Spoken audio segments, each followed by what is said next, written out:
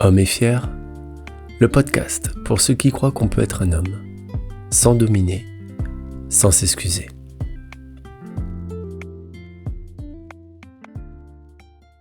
Salut, moi c'est Alexandre, bienvenue dans ce premier épisode de Homme et fier, un podcast que je lance aujourd'hui parce que franchement, j'en pouvais plus. Je sais pas vous, mais moi j'ai l'impression que dès qu'on parle des hommes, des relations hommes-femmes ou de masculinité, ça part direct dans les extrêmes. D'un côté, t'as des gars qui rêvent de retourner en 1950. Et de l'autre, des discours qui font passer tous les hommes pour des bourreaux. Et nous au milieu ? On ferme notre gueule. Moi j'en ai marre de devoir choisir un camp, marre de me sentir coupable juste d'être un homme. Marre qu'on oublie qu'on est des millions, hommes et femmes, à vouloir autre chose. À vouloir un pont, pas un mur. Ce podcast, c'est ma manière de poser ça sur la table. Pas pour donner des leçons, pas pour faire la morale, mais pour dire « Et si on essayait de réfléchir ensemble ?»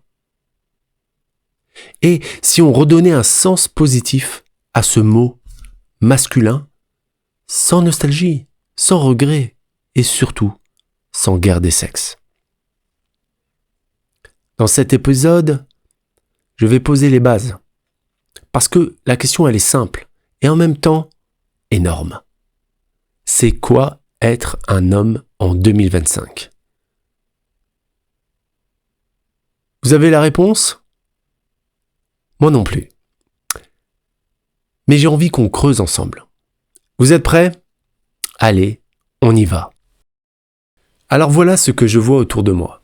Aujourd'hui, quand on parle de masculinité, c'est soit pour la démonter, soit pour la figer dans le passé. D'un côté, t'as des mecs qui disent « on peut plus rien dire, on peut plus draguer, on nous coupe les couilles ». Ces discours-là, franchement, ça me parle pas. Ça sent la peur, l'amertume, le ressentiment. De l'autre côté, t'as des discours que tout est toxique, que les hommes sont un problème en soi, qu'il faut déconstruire.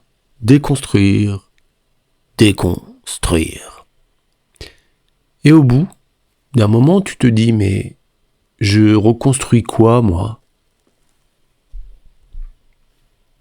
Ça vous l'a jamais fait ? Et tu sais quoi ? Même quand tu essaies de lancer un dialogue, c'est compliqué.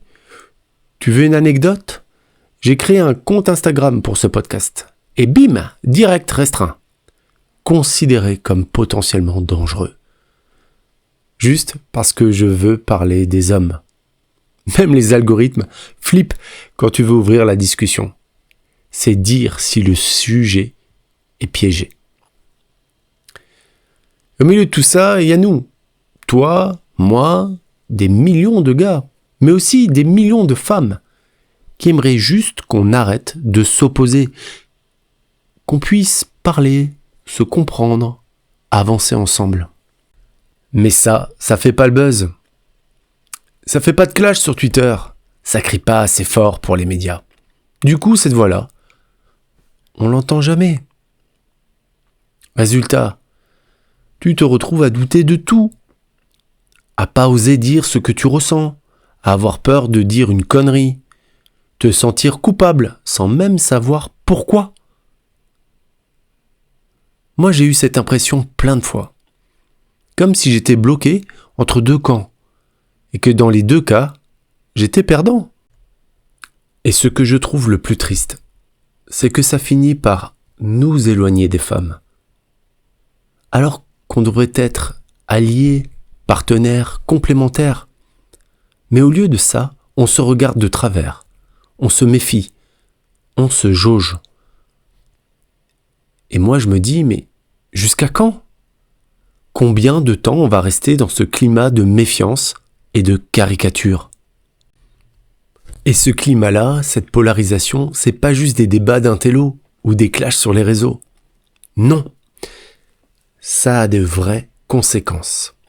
Sur nous, sur les hommes, sur nos relations, sur nos vies.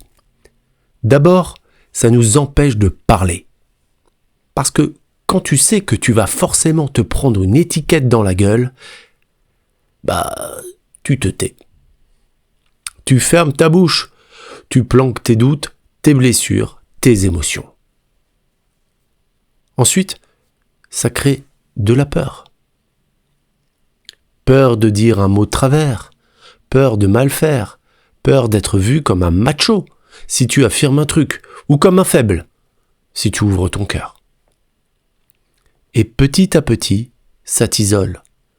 Tu n'oses plus demander d'aide, tu n'oses plus poser de questions, tu n'oses même plus montrer que toi aussi, t'es paumé.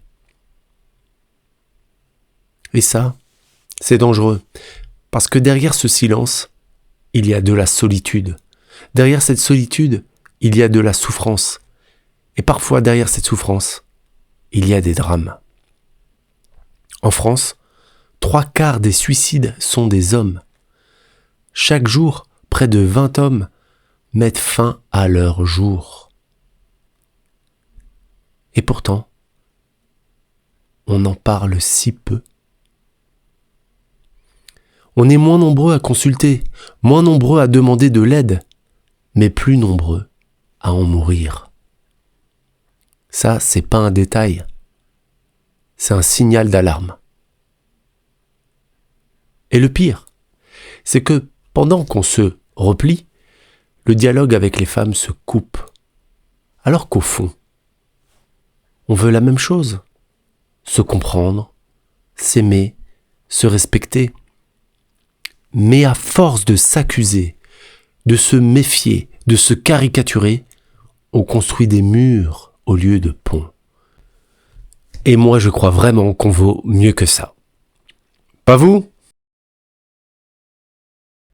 C'est pour ça que j'ai décidé de lancer ce podcast. Parce que j'en avais marre de me sentir coincé, marre de devoir choisir un camp, marre de me taire pour pas froisser, marre d'avoir peur de parler. Je veux pas d'un podcast pour les hommes contre les femmes. Je veux pas d'un podcast masculiniste.